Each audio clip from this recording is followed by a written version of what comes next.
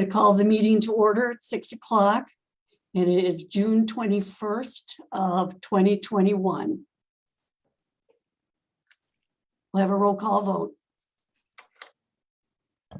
Ms. Howe, Here, I am in my office at the Bath Township Hall.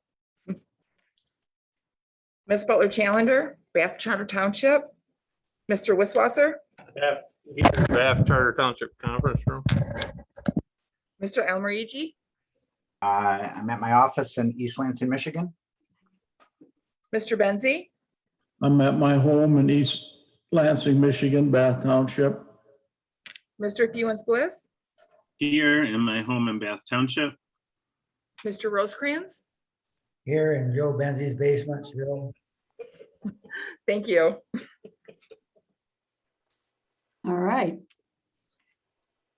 That looks like everybody's here, so we obviously have a quorum. All right, Taylor, do you want to give us a quick rundown for moderation by communication? Yes, thank you. When we get to public comment, if you would like to make a comment at that time, you can raise your hand either using your physical hand if your video is turned on, raising your Zoom hand with the Zoom hand function, or by dialing *9.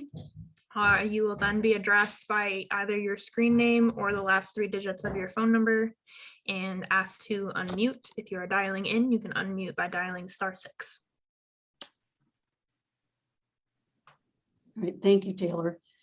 Our civil reflections tonight will be given by the clerk, Brenda Butler Challenger.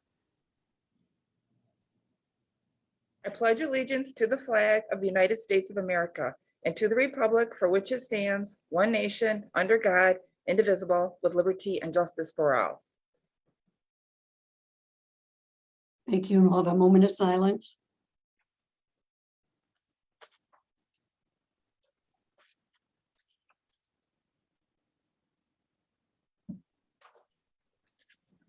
Thank you. Our next step will be approval of the agenda, which is number 4 on our agenda. Is there any motions to change or accept? Motion to approve the agenda as submitted. Second, All right. My understanding, okay. Let me take a vote. Mr. Almarigi, Yes. Mr. Benzie, Yes. Mr. Fewens Bliss, Yes. Ms. Howe, No, Mr. Rosecrans, yes. Ms. Butler Challenger, yes. Mr. Wisswasser? Yes. Thank you. all right. Number 5 is disclosure of conflict of interest. Is there any? There appears to be none at this time. All right, public statement number 1, I will be enforcing the 3-minute rule this time. So those who will be speaking are going to be timed, so understand that. So Taylor, who do we have for the first public speaking? If you would like to make a public statement at this time, you can raise your physical hand if you have your video turned on, raise your Zoom hand, or dial *9.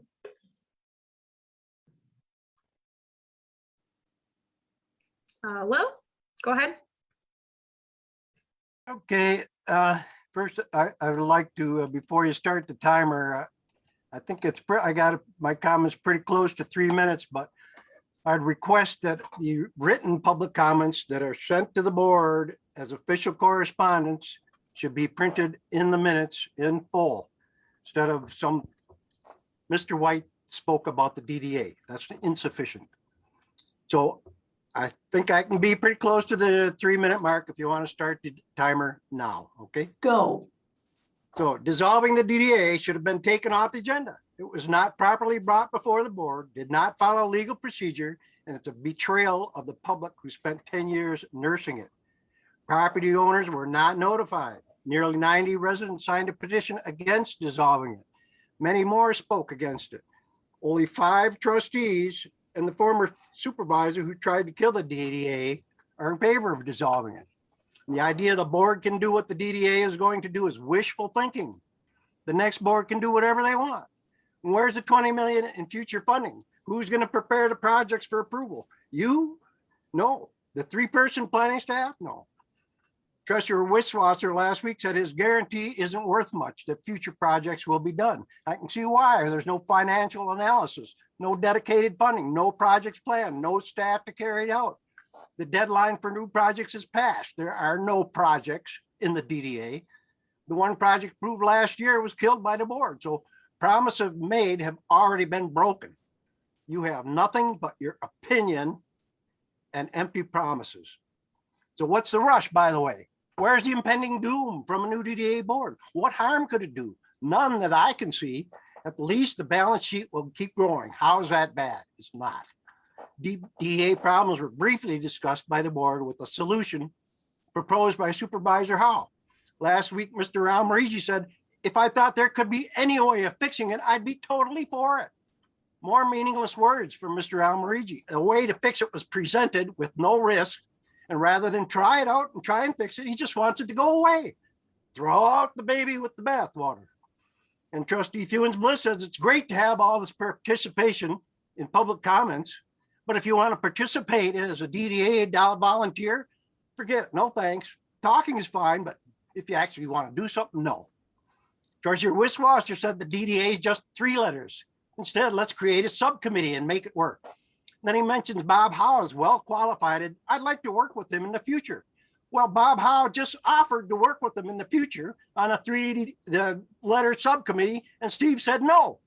So say one thing and do another. Okay, the problem with the DDA is lack of support from the Board of Trustees. As Marie pointed out, they got to work together as a partnership to get Well, your 3 minutes is up. They are winding up. Treasurer Wisswasser then insulted. Now this board says, no thanks, we're not team players, we're going it alone. Why should we give 9 other people a chance when we can't even get our own board to work together? And by the way, everything you did for 10 years is worthless, means nothing. We 5 bureaucrats know better. Well, that's insulting, Will, arrogant, Will, you can hold up. All Hang right. on to that thought Okay. for public speaking Last thought, too. is this a democracy or tyranny by committee? All right, is there anybody else? Thanks, Will. I appreciate the 3 minutes. If anyone else actually- would like to make a public That was statement at about this right. time, you can raise your hand, raise your Zoom hand, or dial *9.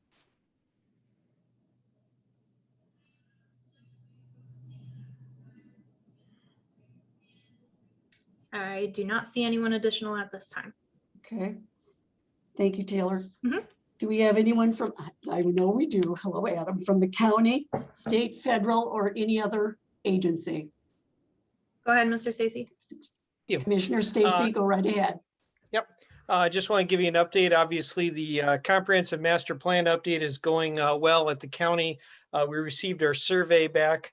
The survey said, surprise, surprise, the #1 request by people is expansion of broadband in the rural areas. Not shocking to see that after the pandemic we went through. 70% of the respondents to our survey were female. The only thing I take out of that is that they have the patience to fill out a survey and the men don't. So I still think the #1 broadband reach is pretty self-evident. So we weren't surprised by that.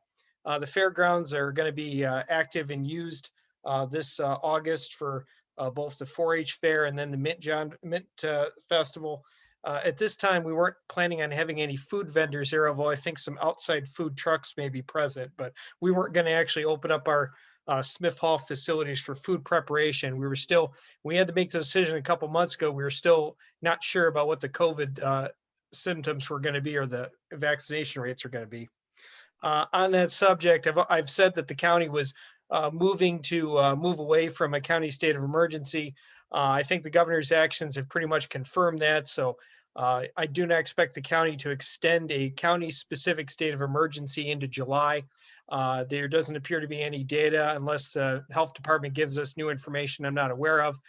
That means that all local government units would be required to meet in person and would not have the ability to exempt themselves from the Open Meetings Act as it currently stands. I've talked to the other communities that I serve. They all seem to be prepared to go back to physical in meetings. The County Board of Commissioners will be having our meeting on the 29th, our full board in person at the county courthouse. I just want to also let you know that I don't know if it's there yet, but it will be soon if it isn't, that the county will have a collection unit at the courthouse, similar to what the American Legion has, I believe, in DeWitt, for people who want to retire flags, to deposit those flags, and they can be properly retired American flags.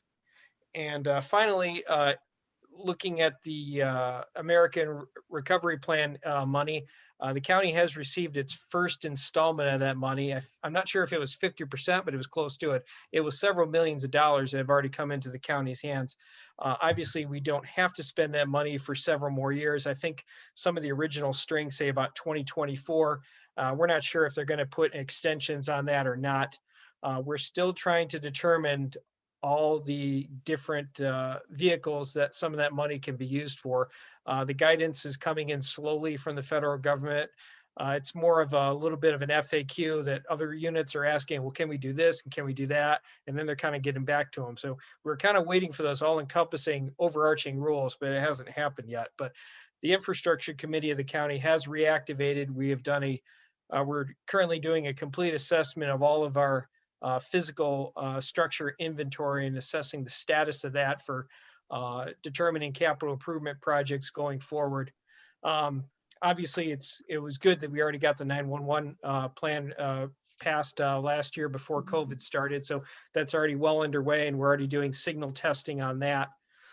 But we're still, we're looking, the county could receive up to $15 million. I don't think we're going to get all the 15 million because I don't know if we're going to be able to justify all the different expenses. We just have to see what they're allowed to give to us. Part of that money, we believe, though, that we can use in terms of public health to follow what the state is doing. And for our restaurant industry, they had to get food licensing and others through the health department, that we think we can go ahead and refund their money for 2020 and probably 2021, considering that the government shutdowns prevented them from operating their businesses at near full capacity for most of the year. So I think some of that money will probably be returned to the restaurants. We're not exploring any other direct payments to people at this point. We think refunding, licensing fees probably made sense. That's the extent of my report. Does anyone have any problems? I assume Beth has been working on a transition plan to meeting in person. Does anyone have any issues with the township meeting in person in July?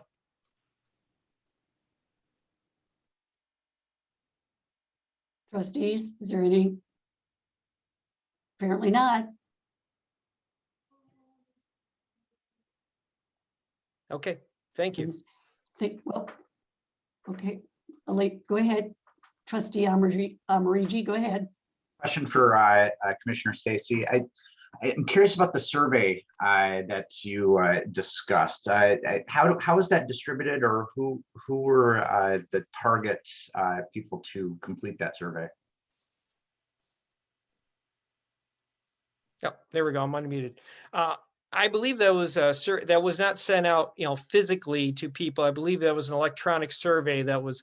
I'm not sure if it was emailed to people or if it was just an open-ended participation. I know most of the participants in the survey were from up north, but obviously we try to get a holistic picture of the county, even though we're directly involved in the master planning for those rural townships and not for charter townships like in the southern tier. Oh, thank you for bringing that up. I wanted to make sure that the Tri-County Regional Planning did an economic impact of COVID in our area. And you guys should look that survey up at the tri-co.org website. It's got some good factual information about the number of jobs in our region, especially those that they consider economically vulnerable, those that cannot be done remotely and also are in an economic level that puts them in jeopardy of maintaining home payments and other things like that. All right, Commissioner Stacy, thank you so much for a very good report. That's appreciated. Okay, Taylor, is anybody else? Nope, I do not see anyone else. All right, we're going to go to item number 8, which is the Oh, sorry. consent. Sheila Moore is here. Go Hi. ahead, Sheila. Sorry about that. That's okay. My name is Sheila. I'm a health educator with Mid-Michigan District Health Department. I was asked to attend to talk about Park Lake. So as many of you know, that Park Lake has been closed for the swimming beach. We got grant funding to do beach monitoring through Eagle. Park Lake is one of the beaches that was selected to be part of that monitoring program. We started monitoring the lake. This will be week 3. So the first 2 weeks of monitoring, the first sampling. So with E. coli, your action levels are 300 parts per million or higher is your action level. So we want to see numbers below that. So the first week for Park Lake, our numbers were 433 parts per million. And then for our second week, our samples were 733 parts per million. This data is actually available for the public on Michigan Beach Guard website. So you can actually see those numbers as they go in. So moving forward, we all made the decision to close the beach at this time due to the health and health concerns of swimming in the water. We did some observational surveying on Friday. There is a very large geese population, as I'm sure many of you are aware.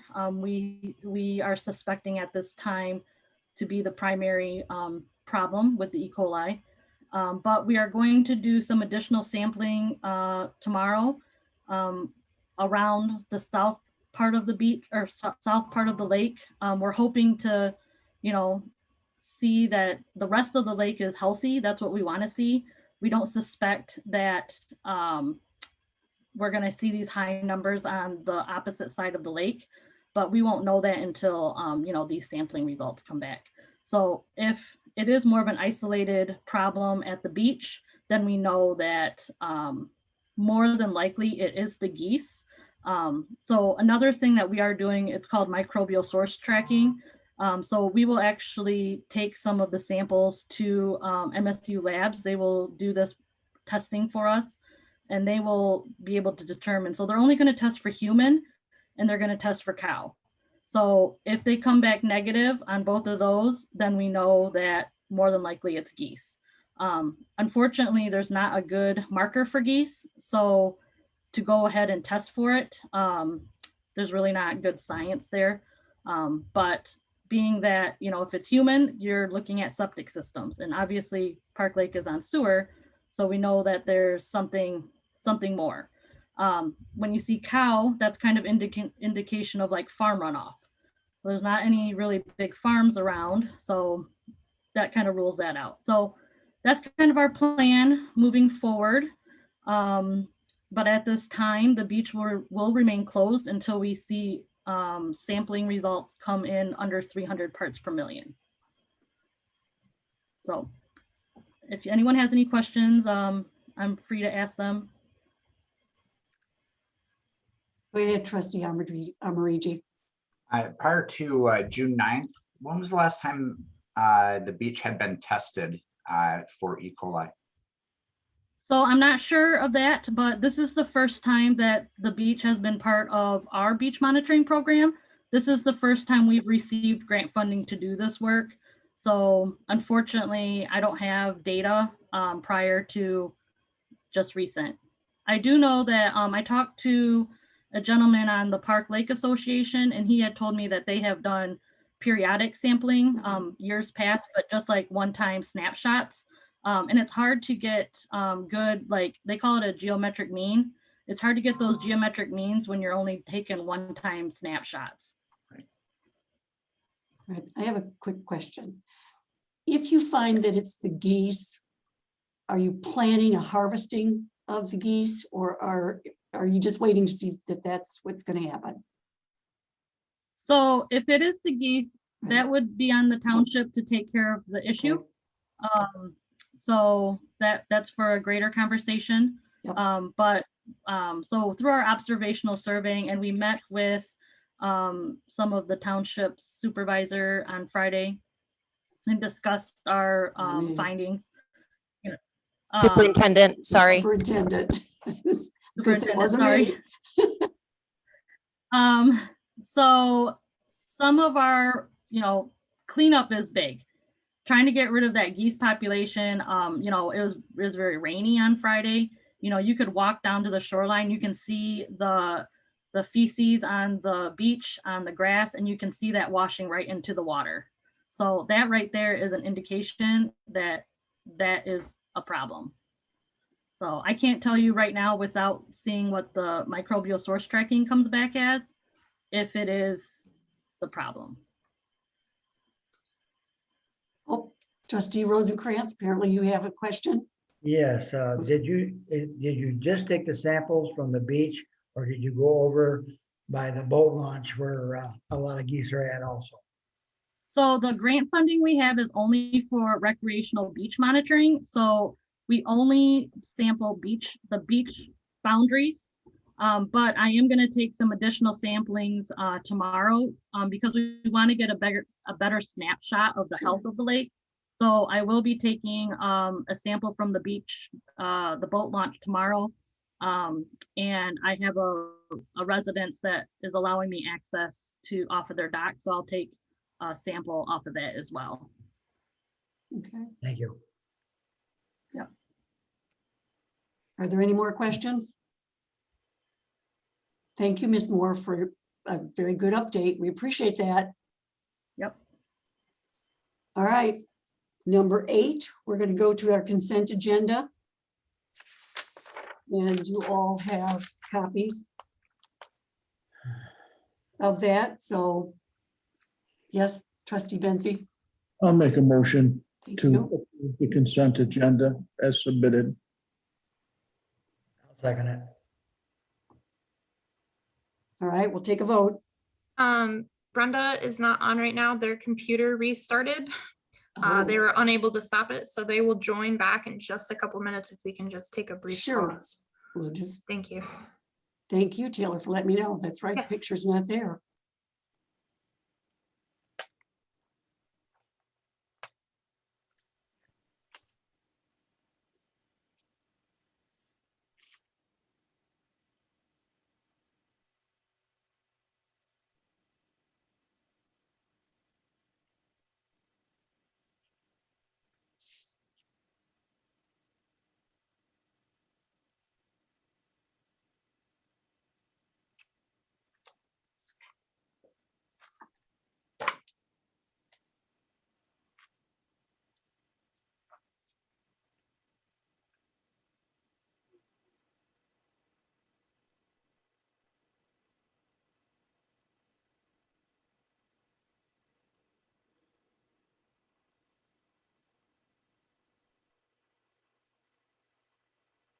They're coming back on right now, so just a second.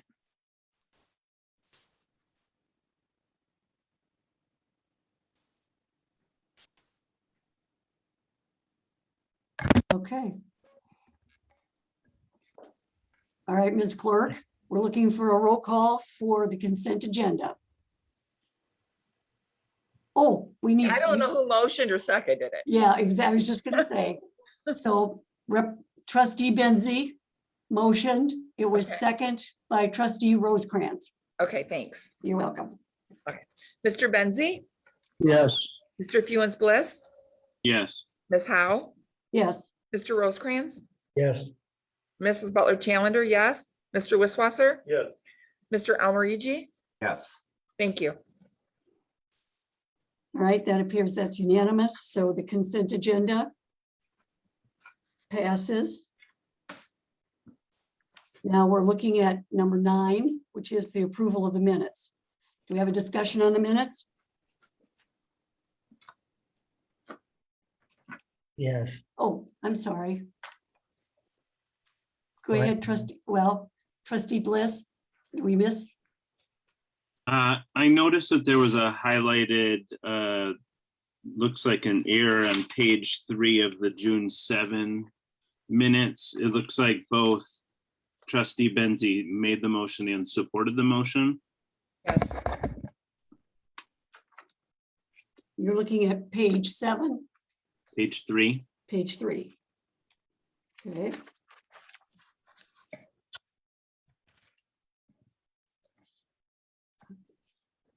So it's on the agenda so that we, because he did first and second motion, that we can go ahead and re-vote to approve it. Oh, I didn't see that. I'm sorry. Thank you. Would you like to approve them together or separately? Won't, Oh, I'm sorry. Trustee Rosecrans, go ahead. And- won't won't we have to wait 2 weeks to accept it? The first one should, hold on. The May 7th was accepted at the last meeting, but Joe did it first and second. So this meeting, we will accept the June 7th minutes. Okay, And I think she asked a question, do you want to do it together or separate? you gotta do it separate. Okay. Any discussion on the May 17th? Apparently not. Is there a motion? I'll move to approve the May 17th minutes. Or, Is that trustee Amarigi? yes, Okay, thank you. Mr. Fewens Bliss, Yes. Ms. Howe, Yes, Mr. Rosecrans, Yes, Ms. Butler Challenger, yes. Mr. Wisswasser, Yes. Mr. Almarigi, yes. Mr. Benzi. Yes, Thank you. all right, June 7th. Any discussion? Do we have a second? Well, I should a motion before we have a second. well, don't we have to correct this before we, and then do it Yes. in 2 weeks? We can take that's. What do you think, clerk? You want to correct it? It's We already, can go ahead and do it with amendments. Yeah. If you want to do it that way, What'd you say? I didn't understand you. we she can said go ahead and approve it with amendments. So if you want to amend it, I see what you're saying.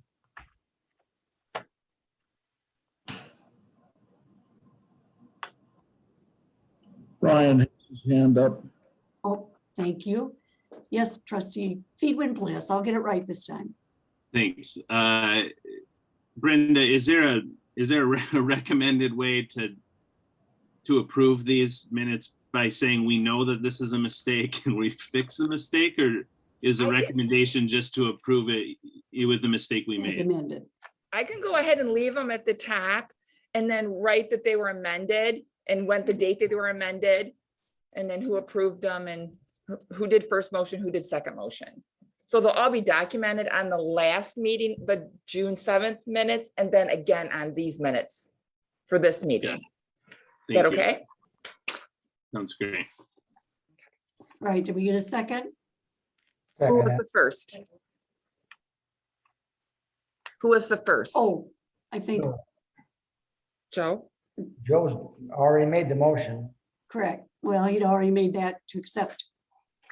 We divided the two, but I'm assuming that that's what you would do. Joe would second, trustee Yeah. Benzi. And then, I'm confused. Did somebody make Yeah. a motion? yes, trustee Benzi made the motion to accept as amended the June 7th minutes. It was second, I believe, by trustee Rosecrans. 'Cause Let's do it again. I'll make the motion. Okay, thank you. yes, You're welcome. Alan, you want to second that? Well, I'd love to. Thank you. Thanks, guys. okay. All right, now we'll take a vote. Okay, Ms. Howe, Yes, Mr. Rosecrans, Yes, Ms. Butler Challenger, yes. Mr. Almarigi, Yes, Mr. Benzi, Yes, Mr. Fewens Bliss, Yes. Mr. Wisswasser. Yeah. Thank you. and yourself? Yeah, I called on myself. Good, thank you.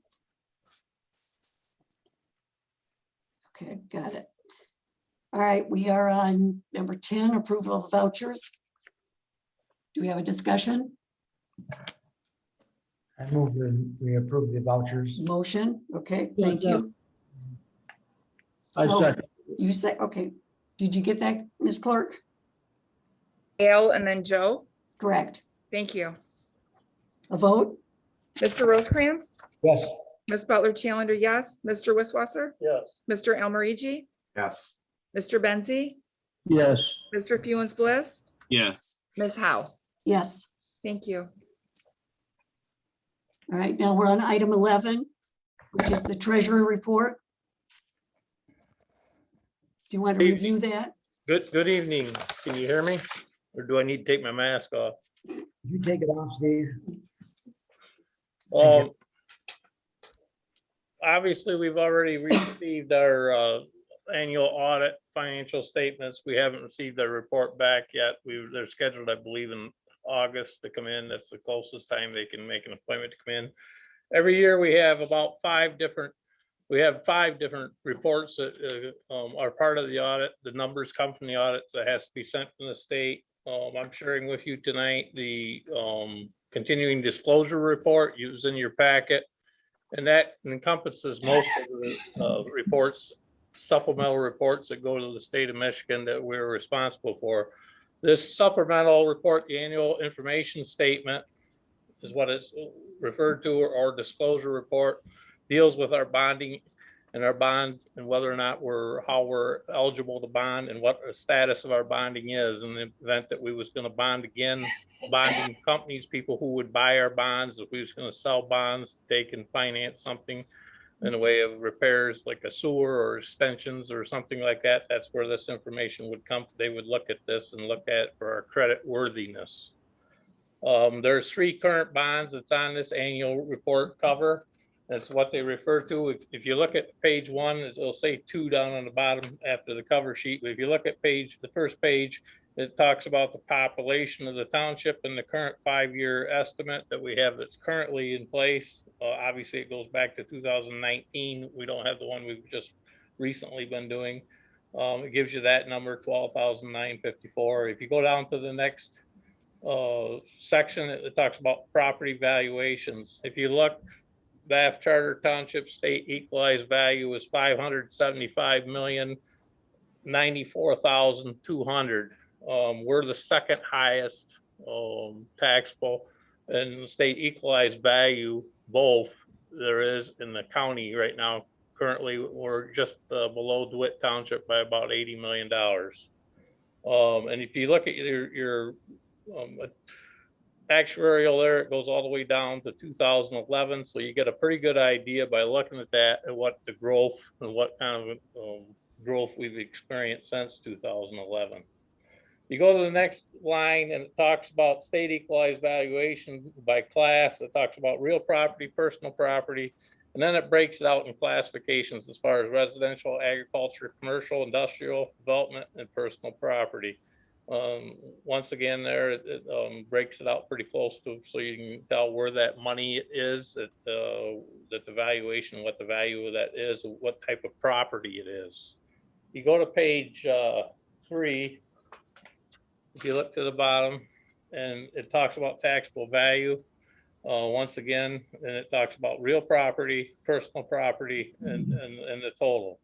It also goes on by taxable valuation, what it refers to there. If you look down to the bottom of the page, it gets kind of interesting. Every year this changes. I notice that every year I do this because it talks about the top 10 taxpayers in the township, and they want to know that. And you can break this out a lot of different ways. You can break it out in BS&A or software by top 10, top 20, whatever you want, whichever way you want to go, but it lists them out. You'll notice that we're pretty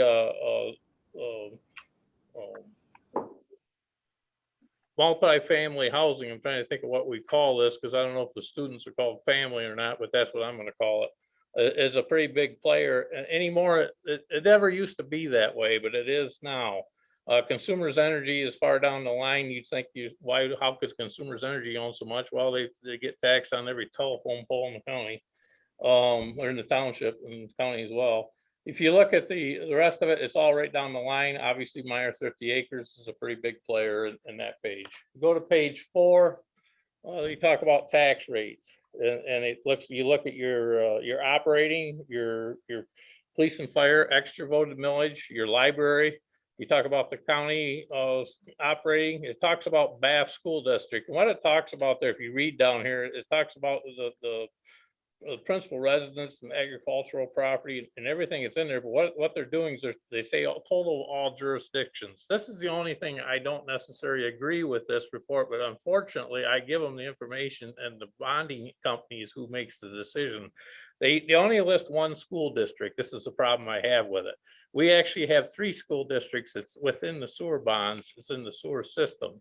But we only have one school district that's on the sewer system, and that's what they base this off of. The majority of our sewer system and our bonds, that's what this is about, this report is about, is all off of Bath School District, more so than it is with Hazlet and East Lansing. But keep in mind, we do have Hazlet and East Lansing schools within our sewer system and our bonding.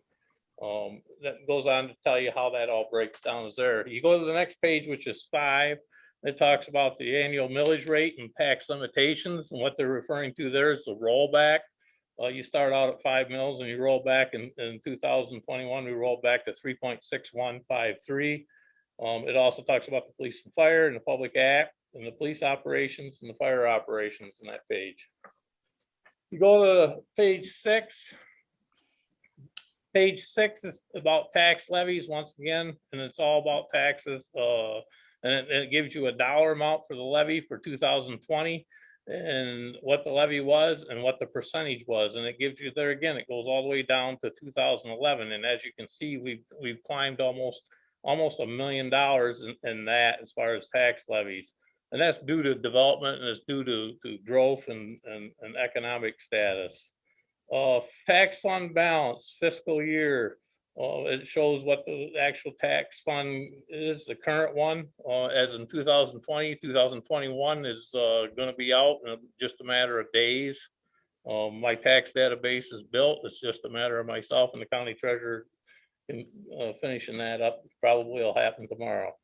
Revenues from the state of Michigan, it shows you what you got in revenues and constitutional payments and other payments. This is going to change for 2021. When we do this next year, it'll be a total different looking document, because you're going to see some different numbers here, because we have had a lot of different stimulus monies that came through, and that's going to make a big difference in that dollar amount.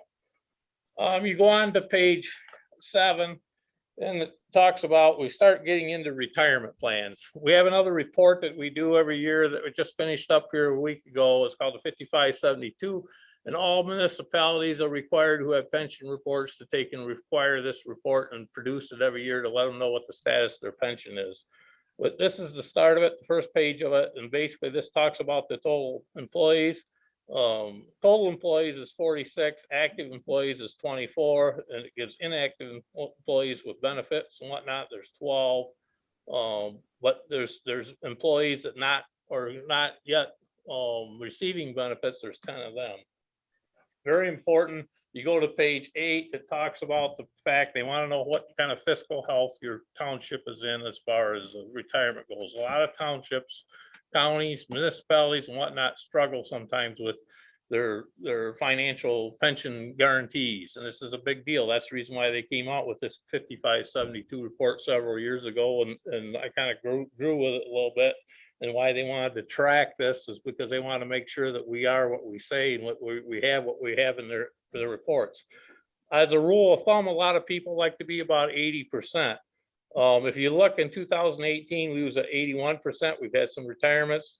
If you take and do the math, when 2020, we was at 77%. But if you look at the 5-year average, it averages out to about 76%. Is what we average out to. So that's not too bad for what we have here in the way of number of employees and where we're at with our pension. There's a lot of townships, a lot of municipalities, so forth, that are not as fiscally as well as what we are. You go to page 9, and it talks about the debt statement. This is where it gets kind of interesting. Our total debt we have in Bath Charter Township here is for one purpose and one purpose only currently, and that's for the purpose of general obligation sewer bonds. They're guaranteed by the good faith and credit of the general fund, but our total debt, you'll see that first number, it sticks right out there with you, is $6,635,000. You may say, well, they think, well, that might be a lot of money. If you look at the overlapping debt, that includes what the debt is in the township that's within all the taxing districts. In other words, school districts. And we have 4 different school districts in the township, and we have 3 different ISDs in the county, and LCC, a community college. That total debt for everybody is 46,328,671. Down below the per capita, it gives you your state equalized valuation, your true trash value, your direct debt. Right on down through it gives you many things that you can look at. They're all interesting numbers. What you want to look at is the last page. I guess it's the second to last page, but the second to last page, page 10, it talks about our schedule of bond maturities. And what this is our schedule of debt that we have for our 3 instruments of bonding that we have.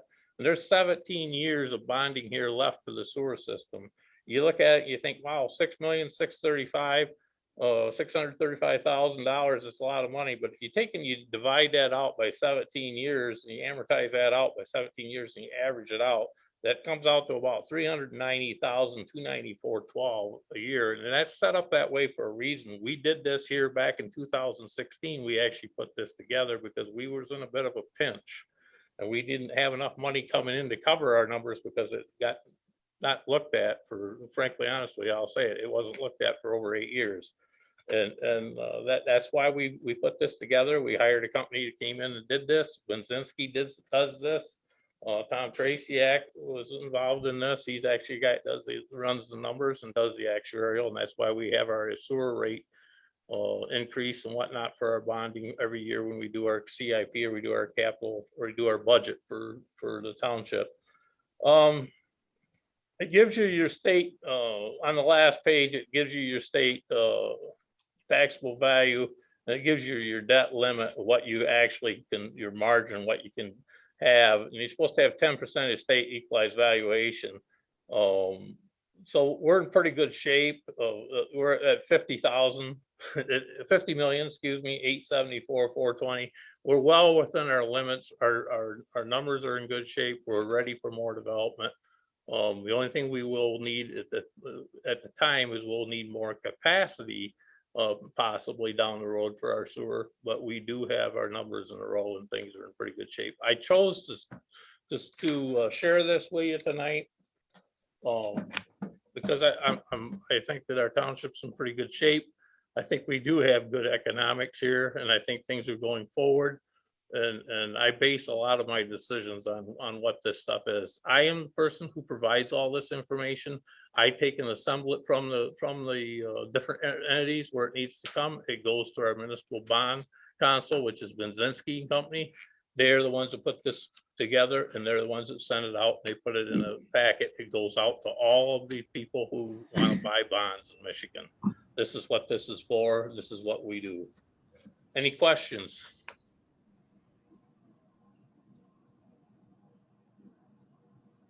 It doesn't appear to be. Once again, like I said, this is only one of 5 different reports, but what I like about this report is it takes in a piece of all of them that goes with the financial statements, and that's what makes an audit. And that's what I like about this thing is it gives you a little taste of every piece of every one.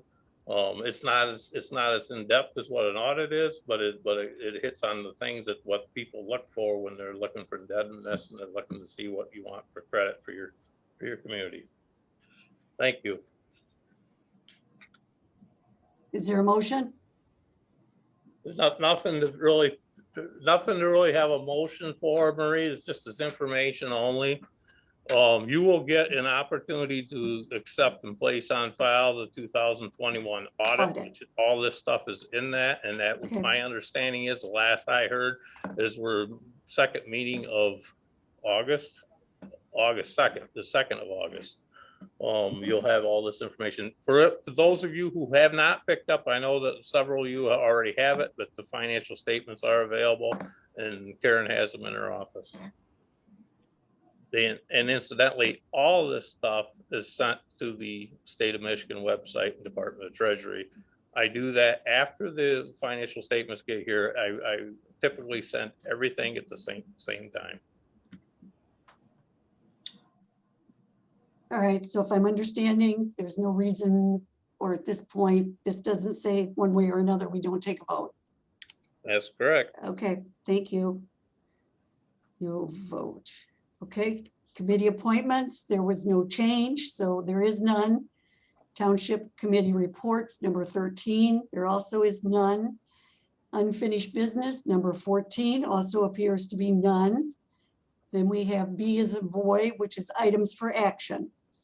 So do we have a discussion for A?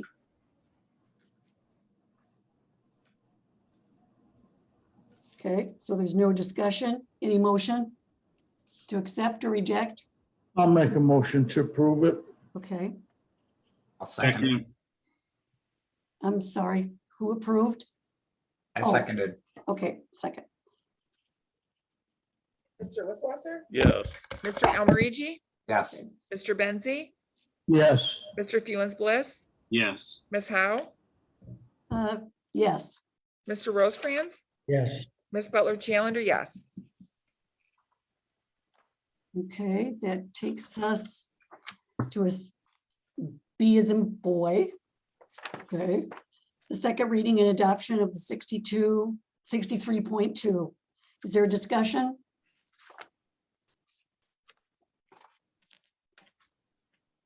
Okay, no discussion. Is there a motion? I'll move approval of the second reading and adoption of ordinance 63.2. I'll second that. Okay, I'm sorry, I didn't catch. Did you catch who's second? This is Steve. Steve did. Okay, good. Well, that's right there in the room, so. Okay. Do we need Mr. a vote? Almarigi, Yes. Mr. Almarigi, Yes. Mr. Benzi, yes, Mr. Fewens Bliss, Yes, Ms. Howe, No, Mr. Rosecrans, yes, Ms. Butler Challenger, yes. Mr. Wisswasser, Yes. thank you. all right, we're at C as in Charles. 4 items for action. Do we have a discussion? yeah, Ryan has his hand up. Oh, I'm sorry. Trustee Feedwin Bliss? I hope. I'm in favor of moving to 3-year terms, but I'm not in favor of adding non-township residents to the committee. So I guess I wanted to state that if we Okay, want to change that, I would support just the 3-year terms, but not the non-township residents. all right, there are actually 3 issues on this. There's the resident or a business owner, which you're saying that that's not what you'll accept. Then you have your 3-year term, and then you have your staggered. Correct? Okay, so what you're saying, if I'm understanding this, the business owner, you're not supporting. Is there any other discussion? Because, I agree with him. I think that it's, we need to have our residents. even though this particular business owner, because we're talking about the Sewer Board of Appeals, correct? Yes, Okay, so we're saying for anyone who sits on the Sewer Board of Appeals, they must be a resident regardless of whether they pay personal property tax. Am I understand? Is that what you mean, trustee Rosecrans? that's not what I mean. Okay.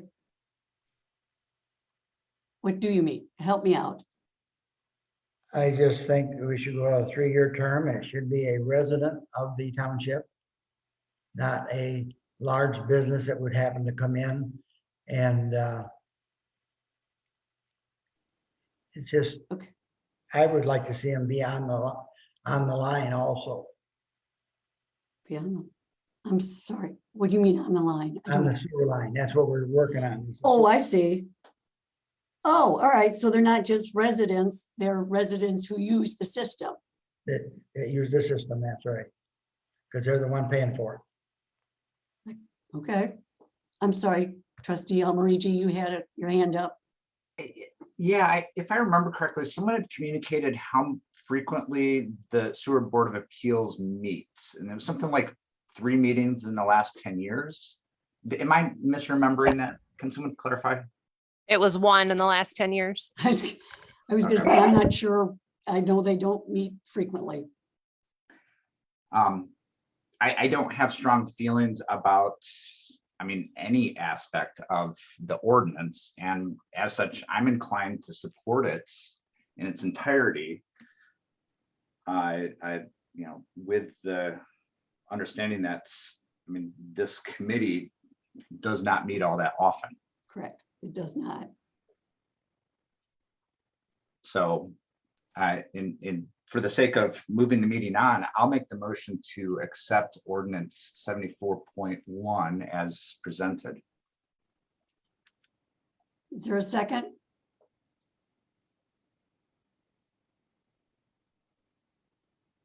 Apparently not. So this then comes back. Okay. There is no vote. All right, we'll go on to 15, which is new business. And I think Superintendent Hildebrandt has an additional information.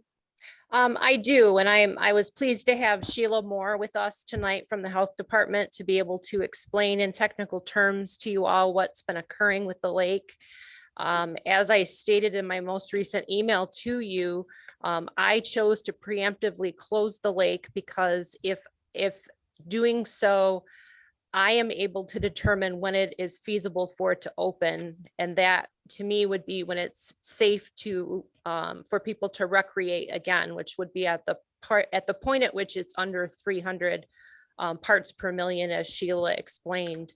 If the health department is to close the swimming area, they have to have, it's my understanding, a clear sample, which I understand to be no E. coli in the sample at all.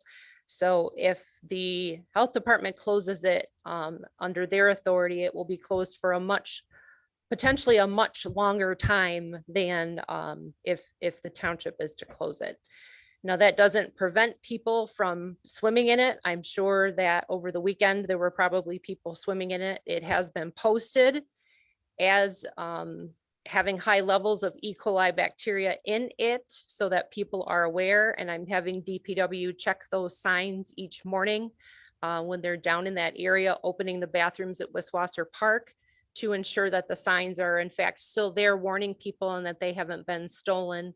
And people are using the swimming area without the knowledge that it could be potentially cause illness to them. So if anybody has any questions for me, it's my understanding we'll continue to test, and I'll rely on the experts, which is Sheila and her team, as to when those tests are taken. And but it is my understanding that if we have 5 test results over that 300 parts per million, they will take action to shut it down. And I don't know if that means they will override or in addition to my action, but they may take the authority out of my hands at that point and use their authority instead. So I'll get clarification on that, but I just wanted you to know that I was trying to preemptively keep our residents safe, notify them that it could cause illness, but you still may see people using that area. So, Trustee All right. Bliss, I was gonna say- Fewens Bliss. Does the signage itself meet our threshold of liability? Like, is there more that we need to be doing, or is No, this- the health department indicated our signs were appropriate. It basically says, caution, swimming area closed due to high levels of E. coli bacteria, which can cause illness. And then it has the Bath Township name and phone number on it, which the health department indicated was an adequate sign. Thanks. You're welcome. Trustee Almarigi. I have two questions. The first, do we have does the township have a regular testing mechanism for Park Lake? I mean, is it done on an annual basis or? Yeah, so I've spoken at length with Dan Hayes, who's the chair of the Park Lake Advisory Board, and they do some water quality monitoring throughout the year, but I can't tell you if they take a sample once a month or if they take a sample. I don't think they're sampling every week. But I had spoken to him because people have often asked me since I came into this position what the water lake quality was like. And there's lots of rumors out there. And I can't attest to whether they're true or not. I just only know what I'm told. But you know, a lot of residents that have grown up around here will say they never step foot in there because of things they know. And I wanted to make sure that I could have an answer for, you know, moms and dads that want to know if it's safe for their little guy or girl to go down there and swim in Park Lake. So I talked to Dan about increasing the testing, and that's kind of when this program came to light from the health department, and we were able to become part of their testing program, which is grant funded. So the timing of it was almost perfect. So to look at historical results, talking to the Friends group would be the Park Lake Advisory Board or the Friends group. They may have additional data that I'm not aware of. Okay. And Joe, I know you are on Park Lake Advisory Board now with that group, and I'm sure they've discussed this. Did they mention any additional data that they have?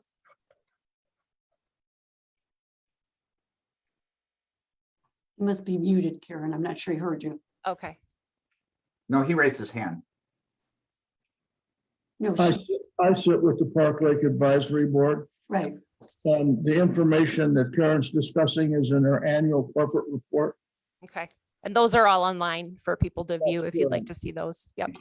The second question I have is, are we doing anything to remediate the situation while we wait for additional testing from the health department? So at this time, they're really in a phase of observation, and we are in a phase of trying to discover. We're working with SCUMA, we're working with MSU, we're working with the state to try to understand just where the E. coli, the source of the E. coli. If it were a home that was discharging raw sewage right into Park Lake, they're looking for instances like those to try to remediate that. Really, until we get the test back that gives us a marker for what, if this is human or if it's an animal, we're really kind of in a holding pattern. I guess one question I have is, if geese are known to be E. coli contributors, and we have a population of geese on the lake, would it hurt to address that population? So I have reached out to the DNR to have that discussion and see what it is that we can do. We worked with the DNR in the past to tag the geese to try to get an idea of their migration patterns. And if they're leaving the area, if they're returning to the area. And it's my understanding that many of them, because of the winters becoming lighter, are not leaving the area. So, and then of course, having their more babies each year. So the population is growing rapidly. Thank you. Supervisor Howe? Got my hand up. Hi. I don't usually get to do that. I'm going to follow up on a little bit of what Trustee Almarigi said with regards to the number of geese that are there. And I know you and I had this discussion. It's very difficult to harvest. But if we have that situation, which it sounds like that's what we're going to have. Yeah, we'll we may have to wait and see, you know, what the data is going to show. But if we do have it, have you broached DNR as to harvesting and how they're going to do that? Or is that still? No, I have out not there? had that discussion yet, Okay. but I would do everything in my power to encourage that process to be away from Right. being viewed by families and children and done at a time when maybe the lake is not in high use. I would not want Okay. even capturing them can be cause a ruckus. So I don't know if they would just relocate them. I don't know No. what the answer would be, but I will work with them to make sure that it's done in my hopes humanely and not to Exactly. cause any distress or to our community. Yeah. Okay, nope, I think I doubt seriously if they'll relocate them because the problem will go with them. Yes. But the harvesting of them is. Yeah.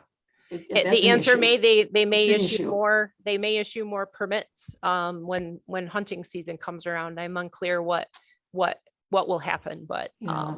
I will work with Okay. them closely on that. And one other thing, I didn't see a written report. Is that because it's very lengthy and very detailed? Well, I had hoped Sheila would speak during this time, but we Okay. had Sheila speak under county officials statement. So it was actually my intent to have her speak during this time so that Okay. I could follow up and we would be here to answer any of these questions for all of you. Okay, nope, understand. All right, is there any other question? Or questions, plural, whichever. All right, we're going to go new business, B as in boy. It's in-person meeting, communication. I think Coordinator Taylor Reeves wrote this. Yes, that is me. Okay, Good evening. So Commissioner Stacy kind of already touched on this, that we may be returning to in-person meetings. So I just wanted to provide a memo to all of you of just a brief breakdown of how that will go. Once we are back to in-person, it doesn't allow for there to be a virtual way to make a public comment. You need to be in person in order to make a public comment. We are hoping to continue live streaming the Board of Trustees meetings. My intent is to only live stream the Board of Trustees meetings. This is based on the data that I have for viewership over the last year and a half of doing this. Board of Trustees meetings have consistently had double and at times triple the number of viewership as all of our other boards and committees. So because of that data, I feel that it's not necessary to continue live streaming the rest of our committees. Those would still be video recorded as they have been in the past and posted on our website. So that would not end, but the live streaming to Facebook would for all other committees other than the Board of Trustees. And I am open for questions if anybody has any. yes, Trustee Feedwin Bliss. Taylor, are you saying that we don't have the technology to take in virtual comments, or that it's no longer legal for us? It's no longer legal for us to take in virtual public comments. After there's no longer a local state of emergency, all electronic communication ends. So we can't have two-way communication through electronic means. We can still have an electronic viewing opportunity. We just can't have public communicating with us through that platform, if that makes sense. Yes, that's helpful. Second question, what is the typical turnaround time in getting video recorded committee meetings posted to the website so that folks could watch them? Typically, I get them up the next day. If I'm on vacation or something, then obviously when I return. But I would say probably 90% of the time the next day. Great, thank you. Yes. I have a question. Yes, Trustee Yeah. Benzie, go ahead. Taylor, I noticed when I was in the boardroom, we have a lot of shields up for the board, between the board and the population of the community. Yes. Will we need those when we start resuming in public? It's a good question. So I believe under, I haven't read the complete order yet from the governor, but it's my understanding that we're not obligated to have those safety measures in place. Obviously, that'll be up to the superintendent if she would like to continue having those safety measures in place. So I will kind of leave that up to her discretion. Yeah, I've heard from several of you that that you don't care for them and would prefer not to use them, but I will make them available to anyone that would like it and would feel safer with it. Thank you. You're welcome. Okay, trustee Almarigi?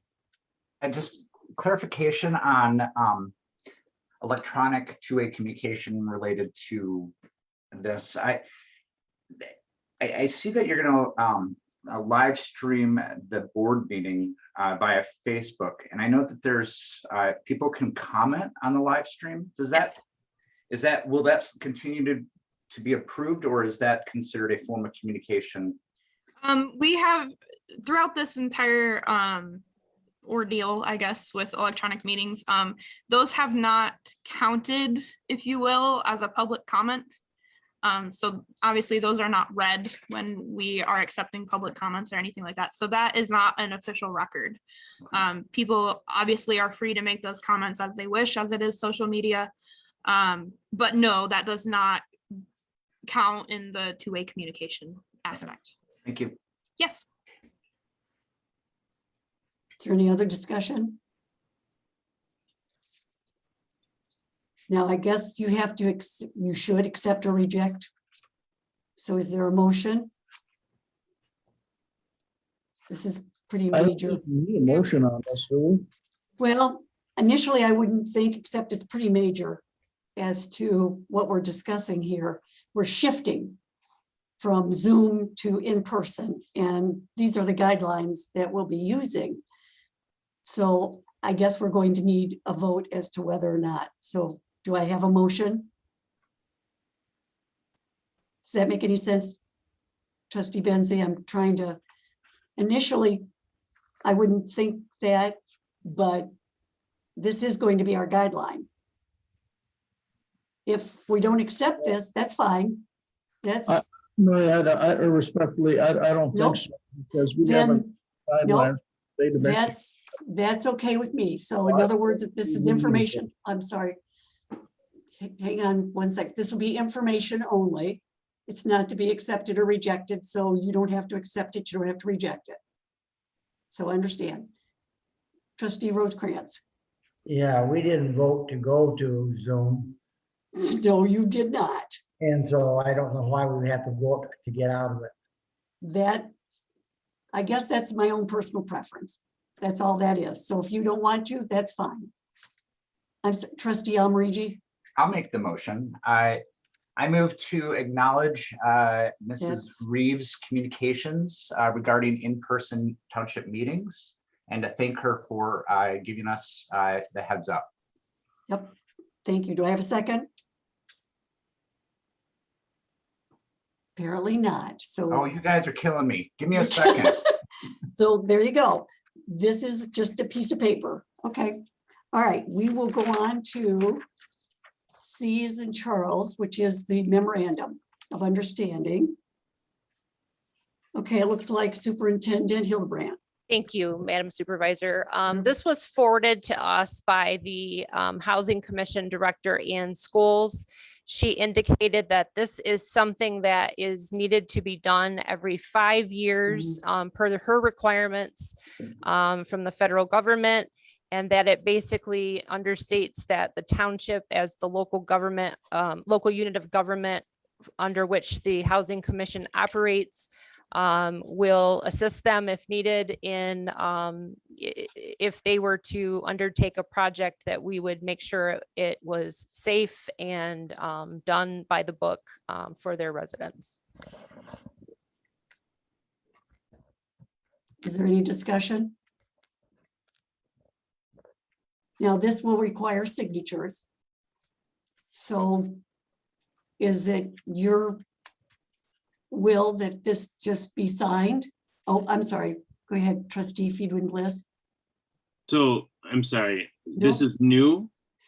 No, shouldn't. I don't think it is. Is it, Karen? I don't think it is. I was not able to locate a document back when from Dan or from Troy or a previous superintendent. Okay. I couldn't electronically. I did not go to the basement to see if I could retrieve anything from there, but I don't have anything from the last 5 years ago from, let's say, Superintendent Waticha. So, but she indicated it's to be done every 5 years.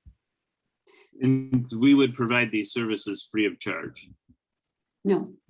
No, it says that the No. Housing Commission will reimburse us for any expenses, even if it's attorney expenses, that we expend in assisting them with anything. Yeah, reimbursement, but we're not charging them, is my question. Correct, Okay. reimbursement. Okay. All right, can I quickly add something that might help trustee Feedwin Bliss? On the second page, on italics 2, it says when it's appropriate. I think this environmental study, I don't think they're doing anything. So the language that's in here is, I think, only if they're doing something with the environment, which they're not. So I don't know if that helps or not. Seems like a form letter to me, but that's. Hang on, trustee Elmer. I think trustee Rosecrans, did you have your hand up? Yeah, this is just for discussion, right? This is gonna come back next. Yes, it's a discussion. Yeah, okay. Oh, that was it? All right, trustee Almarigi? I'm a bit unclear as to what is inclusive of environmental audits. Is that and the only reason is within this packet, the minutes from the Housing Commission, there was a resident complaint about mold, and apparently that was a charged meeting based on the minutes. Yes, and so I'm curious if this is inclusive of conditions within the buildings themselves. So it's my understanding that if, I know there's been a lot of discussion around the Housing Commission possibly moving from being a public entity to being a private entity, like a for-profit entity, at which time something like that would occur, we would become involved to make sure that the units were safe and healthy for anybody that may be living in them. It's my understanding there has to be a project for us to become involved. I think that's pretty, yes, I think that's pretty clear. They do have to meet with the board, with us, in order to sever that cord from a public entity to then a private, not-for-profit. All right, trustee Feedwin Bliss? So does this bind us that we must serve in that role, or we still get the option as a new project comes about? No, I think it's our responsibility as the local government that they're operating under that it becomes an obligation that we do that. Are you talking about what our obligation is with them today, or?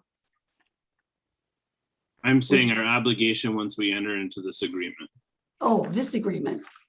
Well,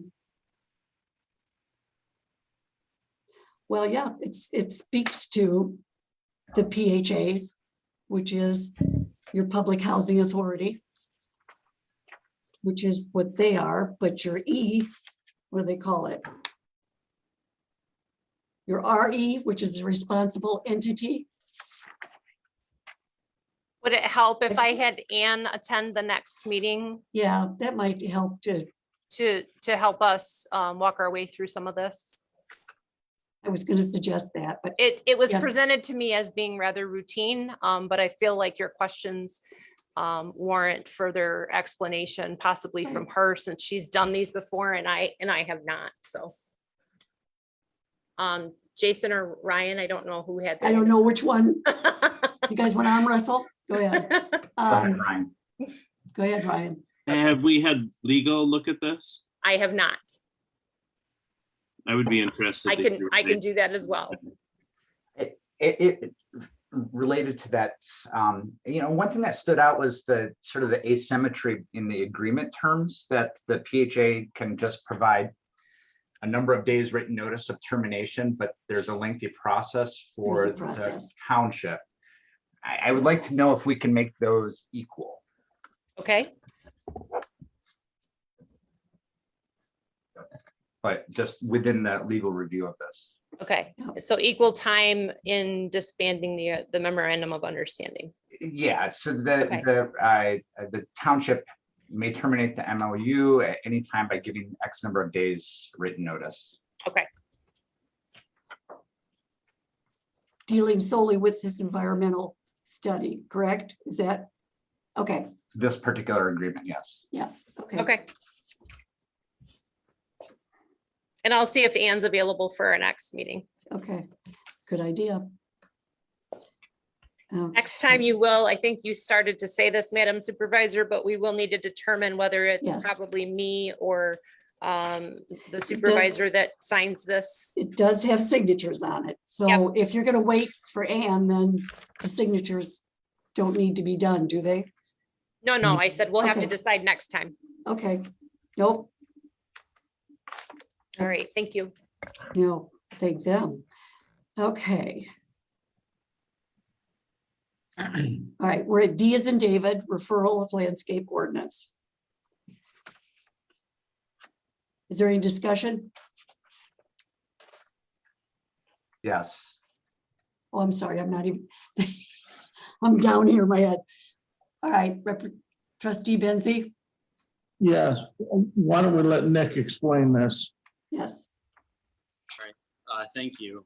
Good evening. So this ordinance has been something the Planning Commission has been working on since, I want to say, January. The intent here is just to add some additional guidelines and restrictions for new development moving forward. I hope that it's abundantly clear that there are some exemptions in here as to when this ordinance does and does not apply. So I'm happy to go through any particular points that people have questions about, but this ordinance is oriented towards commercial, office, industrial, mixed use, and multifamily developments. And does have very clear exemptions for development within the rural zoning district with a couple of exceptions, agricultural uses in all zoning districts, and single-family homes that are built individually are exempt from this as well. So I guess with that, if there are any questions or particular sections that you all would like me to explain, I'd be happy to do so. Otherwise, if there's any feedback on this, I'm happy to take it. Nick, I have a question, and I know you went through this. I have to tell the rest of them, he did an amazing job with this. And he tried to dot all i's, cross all t's. And I know that you told me this once, but I need to have it told a second time. Where it talks about your rural exemptions.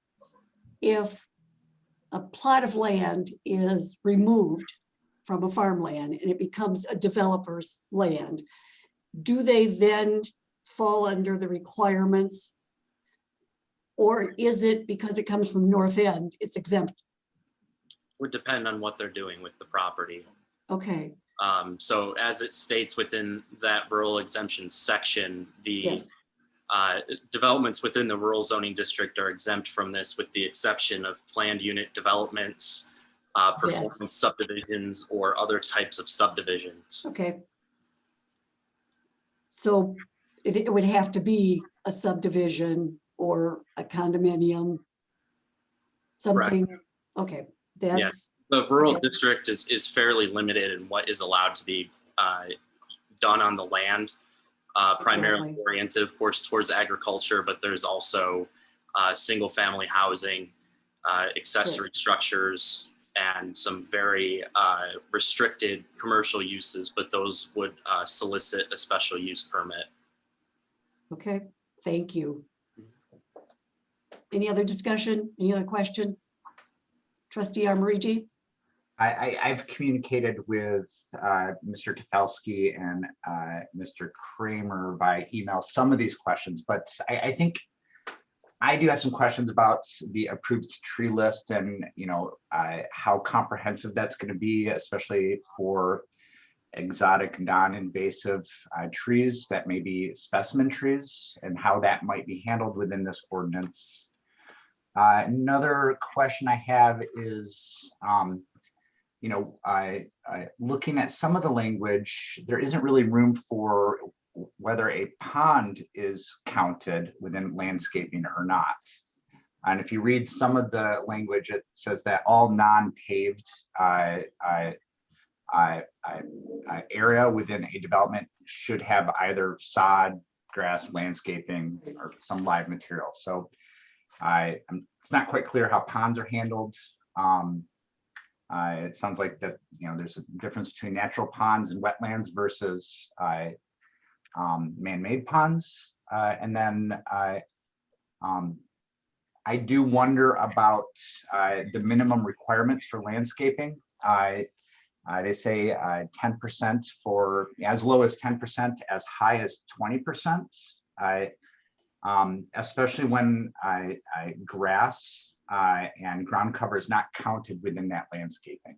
And so it wasn't quite clear to me how that was handled, and a tree, what portion of a tree counts as like the square footage. And so is it the canopy coverage? Is it the footprint of the tree at the base, or the trunk cap height, chest height? So anyhow, I've communicated these concerns directly with Mr. Tafowski. And so. Yeah, so I'm aware of those, as you said, Jason, and the language will be cleaned up so that next time it's more clear as to how exactly that would work as it relates to the percent landscaped area, as well as any sort of unique features such as a pond, whether that be artificial or natural, things like that. And then as it relates to the tree list, the reason that we don't have that strictly in the ordinance is so that it is easier for us to make changes to it if we find a particular tree is causing problems, or we identify a species that we hadn't thought of that might be appropriate. The route that I'm taking at the moment is following pretty closely to several other communities around the region, where if a species isn't listed, it simply states that other species are considered on a case-by-case basis. So hopefully that will alleviate that question or concern as well. Trustee Almarigi. So I just wanted to add, beyond those small questions I have. I mean, this is to reiterate what Supervisor House said. This is a big deal. This is a good accomplishment of the Planning Commission. As you can imagine, this is there are differences of opinion on this. Sure. And so the real utility here is to provide strength to the Planning Commission to request and to enforce the landscaping of these developments that we've struggled with in the past. So this provides some teeth to the Planning Commission and code compliance. I have one quick statement with what Trustee Almarigi had said. The ponds, when you talk about that, sometimes there's a pond that's created for runoff. That's a different animal as opposed to someone purposely digging it up to create a man-made pond. But sometimes the runoff creates the pond. Does that make any sense? Yes. Okay. In that, so that's the second thing that you're addressing, correct? In other words, the ponds are not only just man-made, but they could be a very natural environmental plus of being able to have runoff water. Yeah, I'm intending to communicate with the Drain Commission tomorrow just to see if they have any thoughts on that. But that's correct. Okay. All right. Any other discussion? What? Yeah, this is an excellent piece of work by the Planning Commission. Yes. And they should be very pleased with this. This was a very big project. All right. Is there any other discussion? Any other statement? Nice job, Nick. I don't think we need to take a vote on it. I think I shouldn't say that. Is that going to come back? It It should come back at the next meeting for Okay. first reading and introduction. Okay, that's what I If thought. anyone thinks of any questions between now and then, please feel free to reach out to me and let me know. Okay. I wondered where he'd be. All right. Next one, which would be Ease and Edward. We're going to move on. Principles of government. Do we have a discussion on that piece, which came from the Michigan Township Association? I brought this, this is a proposed best practice recommended by the Michigan Townships Association. If you would like to adopt this, I can bring this back at the next meeting. And if you have no interest in it, I can leave it off the agenda.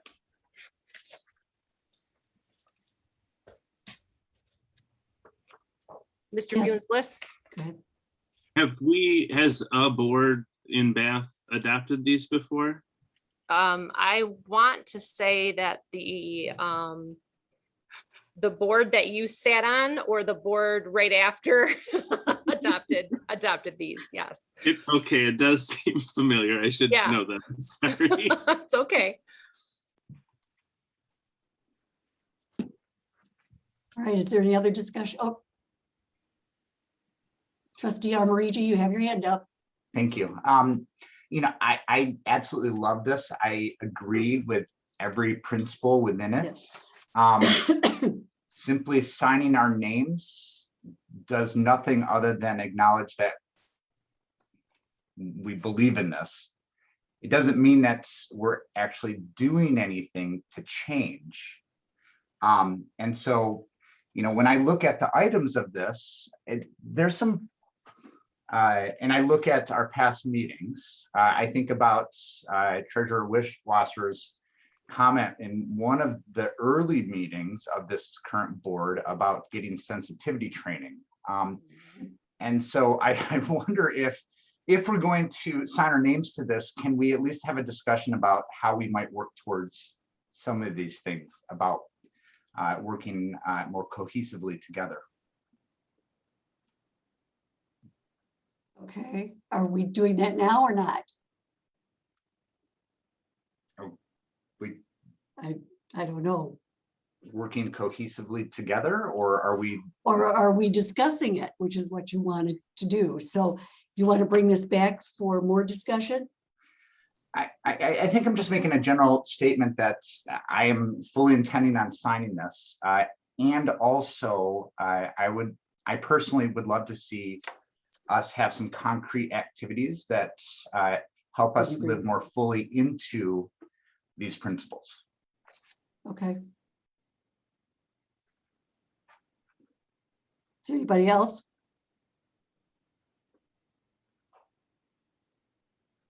Okay, Right. yes. Oh, I'm sorry. That's all right. Yes, Treasurer Wishwasser. Please stand up. I would take it that if we're gonna do this and we're gonna sign this, that this would also translate, it would happen within the township hall here. And if we agree to this, and we would, as Jason said, we would look at this and maybe we would all maybe look at the way we communicate with one another in the township hall, as well as not just in the boardroom, in the board meeting. So oftentimes these things that it talks about principles of governance and it talks about all the board members here, and the first thing everybody thinks about is you think about the boardroom. And it's not just in the boardroom where this needs to take place. It needs to take place in the township hall as well. I hear, and I'm not gonna name names, but I'm just gonna tell you right up front, and the people in the hall here know how I feel about it. I have no use for vulgar language in the hall. We have people who come here with little children. We have people who stand at the counter. This is still a small community building. And I believe that we need to take and have a little more respect for the young folks and for people who come into our building. There's those who probably would say, well, that's pretty easy for him to say. He's nothing but an old dirt farmer. Well, yeah, I am, but I'm not in the dirt when I'm in here, and neither should anybody else be. And that's my only comment I have about this. I have no problems of trying to take and have principles of government, but we all need to be respectful not just ourselves and our ones that we're talking with, but others who are here trying to do business on a day-to-day. That's the only thing I have to say about that, but I'm here every day and I hear it. I guess that's my thing. Same here. That's absolutely. I could say that. So that has to go along a lot with what you're trying to say, Trustee Amarigi. The sensitivity training, is that, or do you want to bring this back for additional discussion? It's entirely up to the board. If I may, I think what I would recommend doing is if I bring this forward to you and you all agree to sign it and approve it, that I would in the future put topics of implementation on the agenda so that you could discuss plans on how to implement this, or how to better get along, or how to better, carry out all of these items that you're signing to be in agreement with.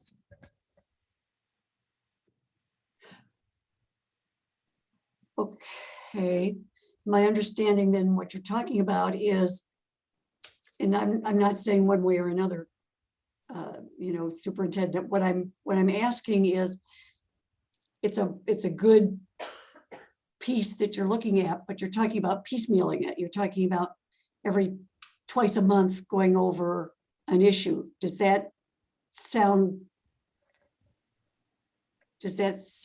okay, as opposed to sitting down at one time and doing the whole spiel? I've honestly seen the strategic, I've seen a lot of different ways of boards trying to come together, and I can assure you that it will take more than 3 hours Exactly. in one meeting. And so it will be an ongoing process. Okay. All right, where are the rest of you? Any discussion with the rest of you? Trustee Rosecrans, any thoughts? I think it's got to be brought back to us and us to work on it, yes. Okay. You want it brought back? Oh, yes. Okay. Trustee Benzie? Yeah, bring it back. Okay. Trustee Feedwin Bliss, what are your thoughts? So I support this and I would sign it. Are we bringing it back for a vote, or are we bringing it back for some sort of process? Well, my thought would be that they're looking at the process, but Trustee Rosencrantz, what's your thoughts? Well, you're going to have to look it over better and discuss what's in it. Because there's a lot. There is problems here. Okay, Trustee Benzie, I haven't forgotten you, Trustee Amarigi, just hang on there. Yeah, I'm okay with that. Okay. Trustee Amarigi, what's your thoughts? Well, I've shared my thoughts. Okay. We do have a clerk and a treasurer who may have some thoughts as well. No, I'm getting there. Okay. I'm going down the line of the pictures. That's the only way I know how to do it, is go by lines with pictures. Okay, Ms. Clerk, what are your thoughts? Bringing it back and discussing that. Okay. All right, now with the mask, you're saying bring it back for, that's okay. Discussion, yeah. Trustee Wiswasser? I'll be a trustee for now if you want me to. I was a long time ago, but I'm a treasurer now, but Yes, I can do both jobs. The only thing I ask is the MTA available to come and do a presentation with us and meet with us? That's what they're for. That's what they do. If the MTA would be available to come and do a presentation, the author on this thing who would like to talk about this thing and give some insight on this thing, I would love to see that myself. I know years ago, I sat on boards that did that. I've attended many classes at the MTA where they did this and they had these types of things. And so I would be willing to take and set through that. And I would we're pretty close to the MTA. They're right here in Lansing. There's no reason why they can't drive over to Bath and see us. Well, I don't think that would be a problem for them. All we have to do is just reach out to them. Okay, nope, it looks like that's what the majority wants to do, is to bring this back. will reach out to MTA. And they have two authors on it, so, but I'm sure they must have an expert that deals with that. Maybe it's one of them, I don't know. We can ask them, we'll reach out to them. Does that sound like a plan? Yes. Okay, all right. Okay. We have a B as in boy, which is the items for action. That's the calculation, apparently July 5th. Do we have a discussion on that? I wanted to bring this forward. Okay. In the past, previous boards have not wanted to hold their meeting that immediately follows the 4th of July holiday. It's usually dependent on people's travel plans and whether or not there is a action items to be taken up for business. I thought I would bring this forward so that this board, since it's the first time it's occurring, could have that discussion and give me some direction as to how you would like to proceed. May I ask a question? Oh, go ahead. Go ahead, trustee Rosecrans.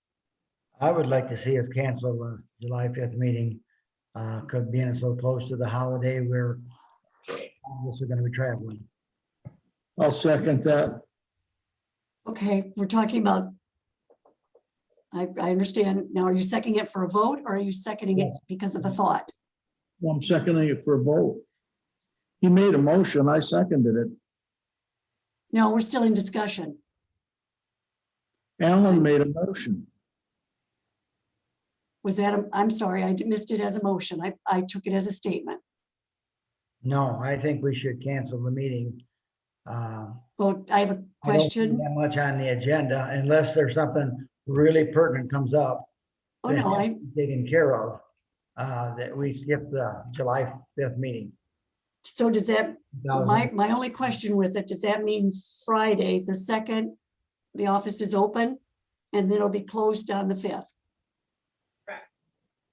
Or are you closing it both days, Friday and Monday? No, when a holiday falls on a Saturday, we're closed on a Friday. When a holiday Let's- falls on a Sunday, it would be on a Monday. Monday. Yep. So what we're looking at is. It would actually be the 6th, I guess, because because the office is closed, there would be no Monday night meeting. I'm sorry, I miswrote that. So thank you for pointing that out. So it would actually be the Tuesday, July 6th meeting. So that means that the 2nd, is the office closed or open? Open, it's a Friday. Open, it's a Friday. Okay, no, that's what okay. So the 2nd's open, the 5th would be closed. That's the motion. And Joe, and you're seconding it? Is that what you're doing?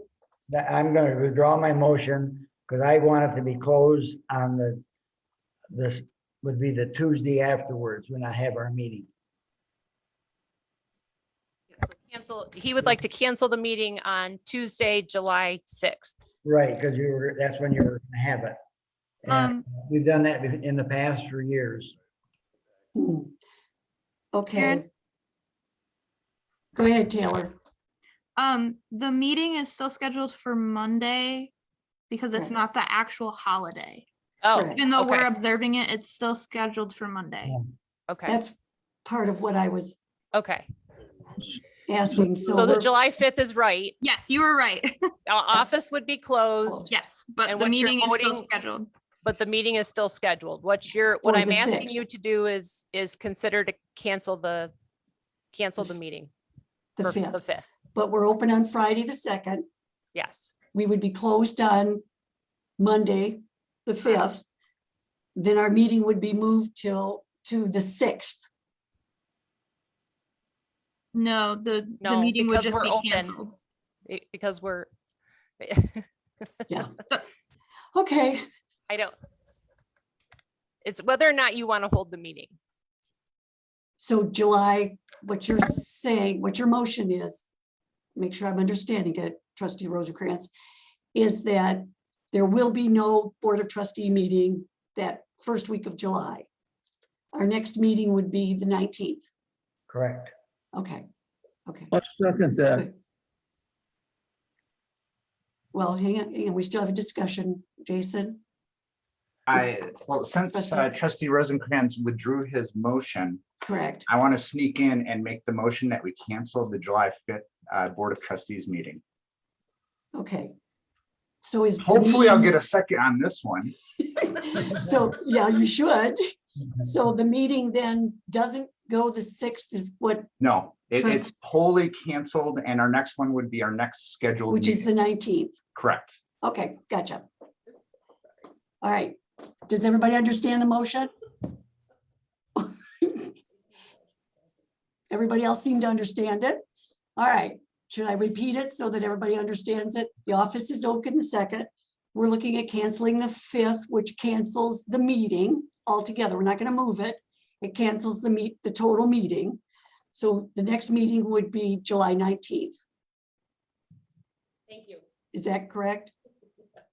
You Okay. need a- You need a Anybody got a second. second? And trustee Benzie, you second Okay. I'll second it, yeah. that Wait. correct motion. No. I want to make sure I made the motion. Yes, but he seconded. And did Joe, did you second it? Yeah, I did. All He right. did.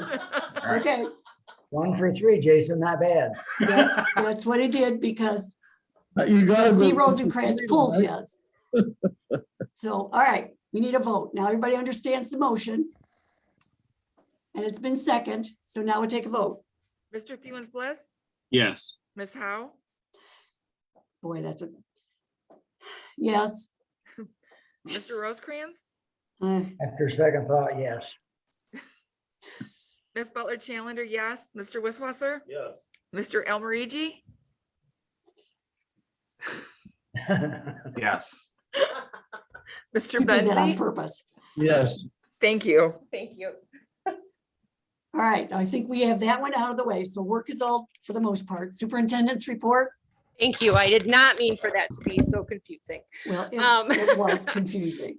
I'm sorry. No, that's. So obviously I've been working, Taylor and I have been working a great deal with the health department to understand what's happening in the lake. And I only say that because it's been my first time as superintendent. Obviously a pandemic wasn't enough. I get to learn about E. coli as well. And it is fascinating and it is, it's very Interesting. important to me that we always protect the health, safety and welfare of our residents and those that visit our facilities in Bath. And I know that we have become a destination, as Mr. Benzie would call it, point for people that think Lake Lansing's too crowded and they're coming here. And if you drive through on the weekend, which many of us have witnessed recently, our beach and the boat launch are most of the time very packed. And so it's a testament to what we have to offer here and that people are taking advantage of it. So we want to make sure that they stay safe. So that will be my first priority. The senior center staff is currently developing a reopening plan with safety processes so that when we open the senior center, which it's my intention to do so, I've been following the guidance of the Tri-County Office on Aging.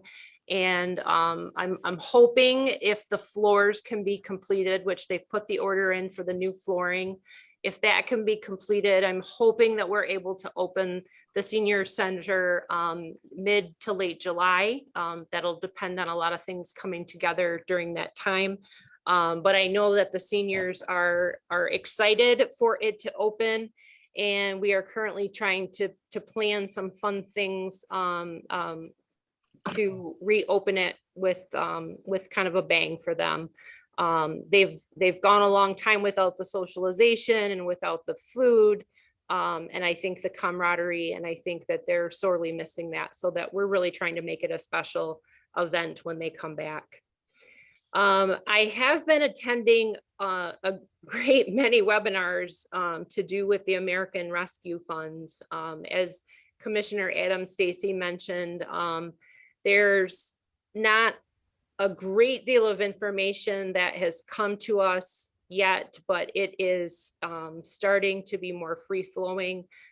State Treasury is developing a website and developing some of their own guidelines. I attended a webinar last week with them talking about the topic. And I think that they'll be of great service and information for communities like ours that are receiving funds, which we have to actually apply for, which was something I was not aware of until recently, but we have to actually apply for the funds, even though we've been targeted to receive funds. So I'm finding each time I'm learning a little bit more. So I'm happy that I'm attending these.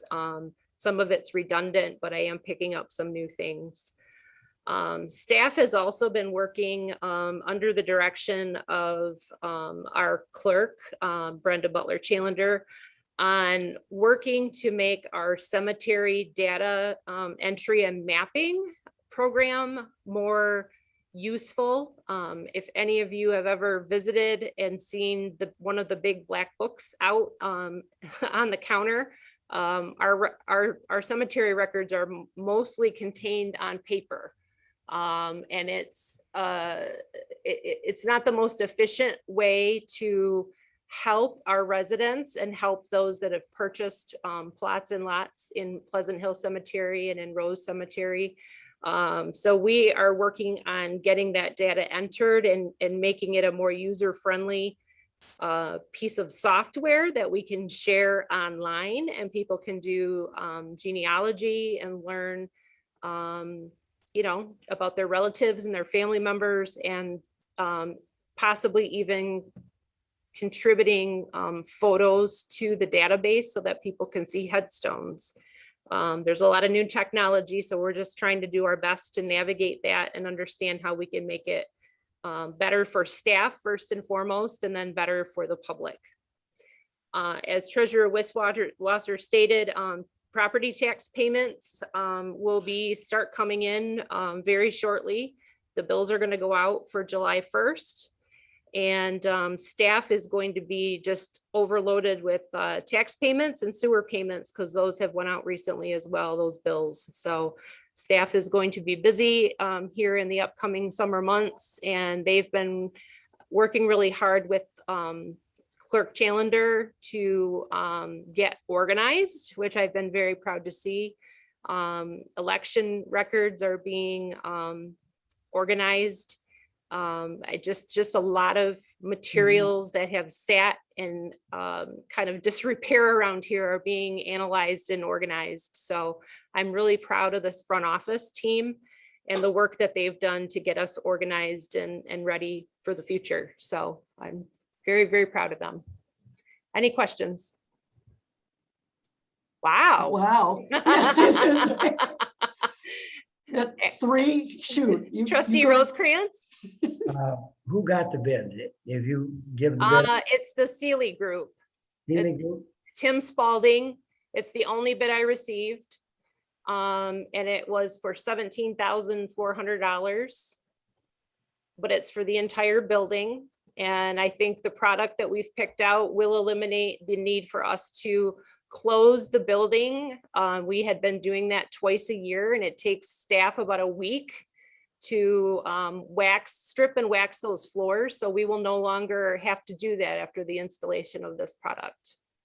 And it's very similar to, if any of you have visited the police station, it's very similar to the product that they have in their hallways.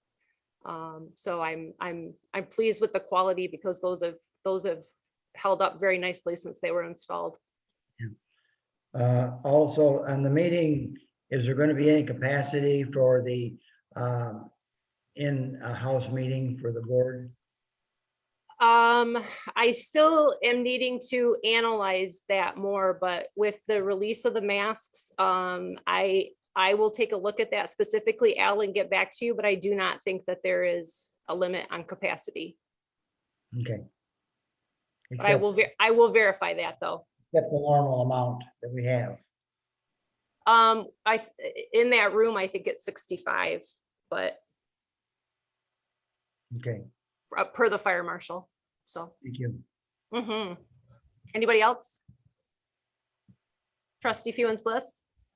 So with last week, the federal government adding Juneteenth to the holiday list, is that something that the township will add to our holiday list too, or is there a process for that?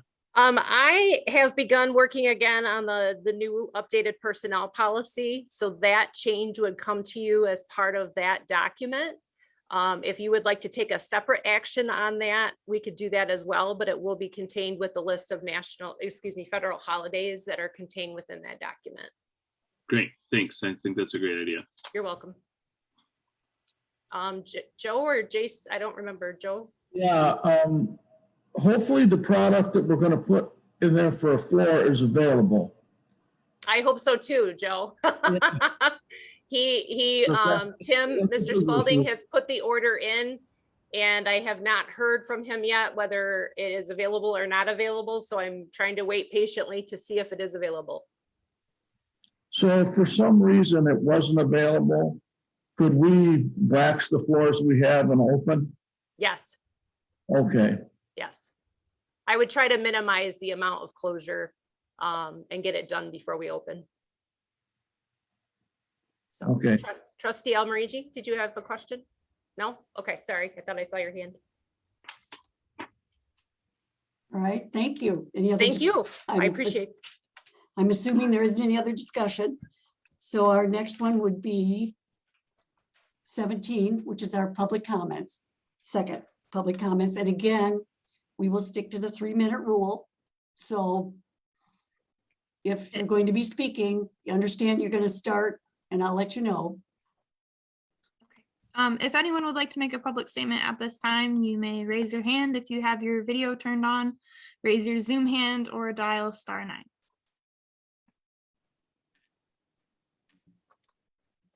Mr. White, go ahead. First, I want to thank Treasurer Wisswasser for the report there, about the financial report. Let's see if I can find my notes here. I just lost my, excuse me for a second. Okay, here we go. Lost my notes.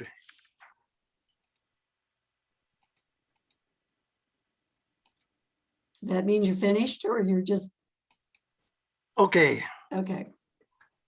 can you give me a 30-second timeout on that? Or? Nope, you got your 3 minutes and you've got 2 Well- more minutes to go. All right.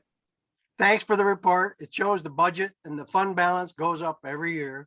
Budget for police fire goes up every year. Community development budget goes down or gets eliminated. Why don't you want to invest in the community? You are obstructing progress instead of enabling it. And you're working in a vacuum, not informing the public. This newsletter I just got, it's a lot of fluff, nice pictures of the employees, but you missed a big opportunity to communicate. Township updates are about burn permits and weed whackers. What's the township board doing? Nothing in there about that. Nothing in there about the DDA or the landscape planning. Why are you keeping the public in the dark? And now you cancel the July 5th meeting. Well, sooner or later, you're going to have to face the public. And I think they'll be offended. You trustees with no development experience or a little development experience, you're making erroneous claims, uninformed decisions that affect our quality of life. You don't live in the neighborhood for 45 years like I do. We know what's going on. And somehow you presume to know what's best for us. Hundreds of us have spoken in favor of the DDA and future plans. And instead of listening to us, you act like you know it all, see it all with the keys to Bath's future in the treasurer's pocket. Well, it isn't. He's taking the keys to Bath's future out of the public DDA's pocket, giving it to the private developers. Okay, Will, your 3 I minutes are trust our up. treasurer to balance the books, but I don't trust him and two Will- elected trustees with Bath's future. Will, your respect time for is the- up. Your 3 minutes. Thank you. I object.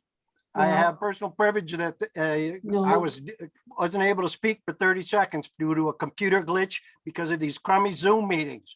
If Can't I help was in that. public, I Your- would have been able to speak Your 3 correctly. minutes are up. Well, this So- action is short-sighted, financially imprudent, and unsupported It's- by any professional planner. You failed your fiduciary duty to guard the funds. You failed every one of the principles of government in today's packets. This has got to be the most irresponsible board decision I've seen in my 45 years as a Well, Bath your resident. 3 And I minutes are regret that I up. voted for any of you. Thanks So- for listening. Thank you. Taylor? We go to the next one? Yes, would anybody Thank you. else like to make a public statement at this time?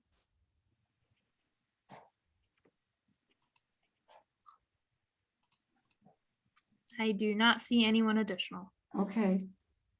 All right, we have board member comments, number 18. So do we start at the top corner? Oh, go ahead, trustee Rosecrans. I been looking at this screen for an hour and a half, 2 hours, and I'm I've got 6 amazed at minutes. Fred Bowling's hair. He's got the nicest head of hair I've seen, grown in 2 weeks, and I gotta talk to the man on what he done. I'd like to talk to him. Then give him a call. Other than that, I have nothing. Okay, thank you. Trustee Benzie? Just a couple things this evening. I've had a couple folks talk to me about the condition of our streets. And we need to have a discussion on how we might do some street cleaning. We have a lot of debris in our gutter areas, and we need to address that. And trustee Amarigi mentioned to me that some of our parks have really nice signs, and talk a little bit about the history of the park. And some of our signs have a board with stencil on them. So in the future, I'd like to have a discussion about maybe upgrading the signs in all of our parks so they speak of our history and who donated the property and they're done correctly. Thank you. Okay, thank you. Trustee Feedwin Bliss?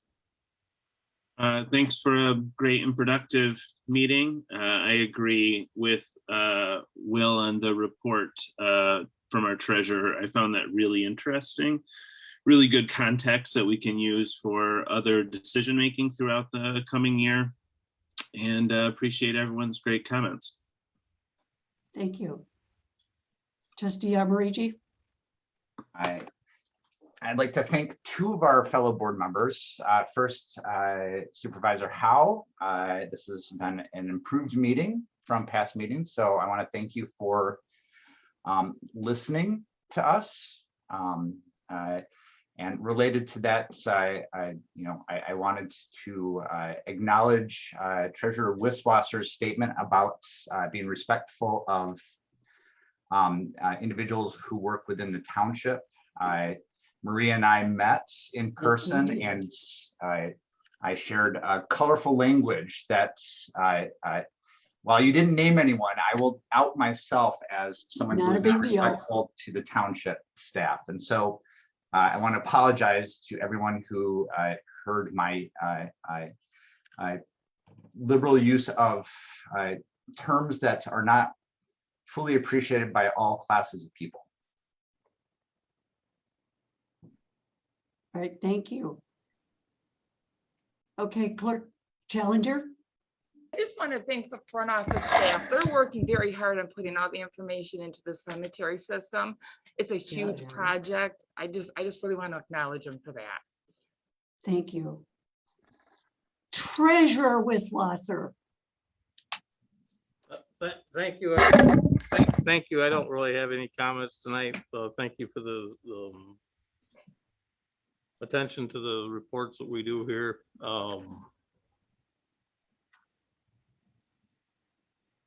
That's about all I got to say tonight. Thank you. Okay. Thank you. I have a thank you that goes to Dave Mulder, who, and this goes back to May 25th, and I don't know if I need to request that these be put in the minutes or not. I don't know how that actually works. On the 25th of May, they did have the food bank opening, and I did have a tour with a Dave Mulder, who was very, very good. And at that meeting with him and others, which they put a lot of hard work into that grand opening, there was some very kind words, and I said this before about Mr. Kessler, Darrell Kessler, which was very nice to hear. He apparently worked very closely with them, which was very nice, and they greatly appreciated it. So again, I want to thank them and for that tour, Dave Mulder. And it was definitely worth going to. If you haven't had a chance to be inside, you need to go inside just to be able to get a look of what's happening. So for me, thank you everybody for coming. I am really looking forward to in-person meetings, so hopefully that will come, and it will come soon. I am very, very disappointed in the fact of the DDA. You all know that I'm very pro DDA. I've seen what it can do and I know what it can do. So I am sorry to hear that that's what you've done, but that's been your decision to make. So with that, I think we're going to call for an adjournment. I move we adjourn. We have the Second. motion. Do we have a second? Second. Okay, what's the vote? Ms. Howe, Yes.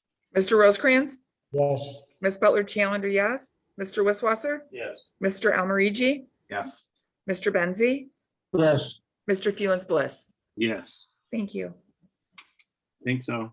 All right, right on time, 8 o'clock.